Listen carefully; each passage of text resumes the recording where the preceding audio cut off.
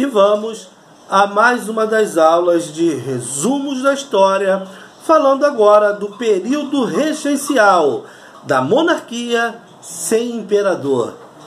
Quando Dom Pedro I abdicou ao trono do Brasil, seu filho, Dom Pedro de Alcântara, foi aclamado imperador constitucional Pedro II em sua menoridade, tendo como tutor José Bonifácio de Andrada e Silva. Nenhum parente do jovem imperador tinha condições de assumir a regência, e como a Assembleia Legislativa estava em recesso, alguns senadores e deputados que estavam no Rio de Janeiro indicaram os membros de uma regência trina provisória. 2 meses depois, em junho, essa regência foi substituída por uma regência trina permanente eleita pela Assembleia Geral. Foi determinado que a regência não poderia declarar guerra, conceder títulos de nobreza, vetar leis e dissolver a Câmara. Isso significava que o Brasil teria um legislativo com poder decisório, parecido com o modelo parlamentar. Nesse momento, a situação política se polarizou. De um lado, estavam os restauradores, chamados de caramurus, que pretendiam trazer de volta Dom Pedro I. E de outro, os liberais radicais, conhecidos como exaltados ou jurujubas, que pretendiam acabar com o poder moderador, com o Senado vitalício e o Conselho de Estado, além de defender uma maior autonomia das províncias.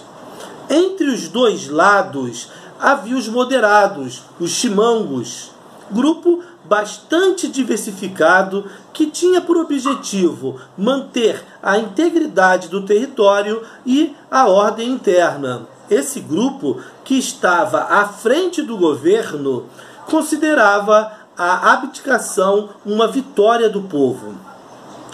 O ministro da Justiça, padre Diogo Antônio Feijó, reorganizou as forças militares com a intenção de conter os levantes de tropas e as manifestações populares que explodiam por todo o país, principalmente no Rio de Janeiro. Em agosto de 1831, criou a Guarda Nacional, uma das mais importantes instituições do Império.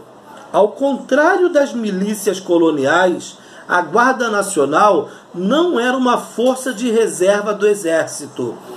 Era uma corporação paramilitar composta por cidadãos eleitores e cidadãos votantes, ou seja, por cidadãos ativos. Era, em resumo, o controle dos cidadãos ativos e proprietários sobre os despossuídos e escravos. Em novembro de 1832, foi finalizado o Código do Processo Criminal, que estabeleceu novas regras para o exercício da justiça. Em 1834, um ato adicional à Constituição de 1824 aumentou a autonomia das províncias, ao transformar os Conselhos Gerais da província em Assembleias Legislativas Provinciais.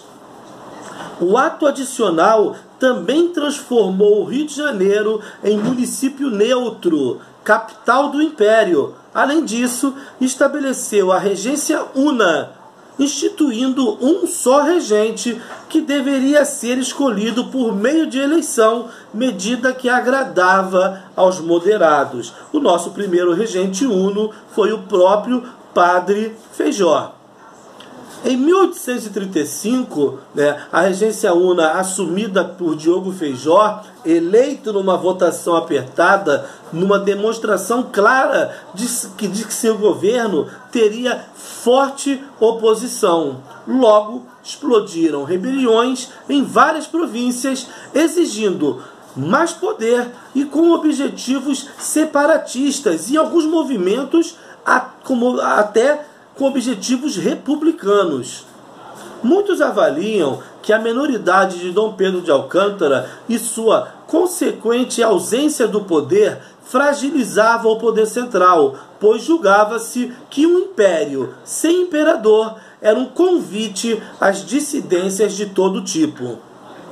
As tropas imperiais e a Guarda Nacional reprimiram violentamente as revoltas, com exceção da Farroupilha, um movimento separatista da elite estancieira gaúcha, que teve o seu desfecho negociado lá no Segundo Império.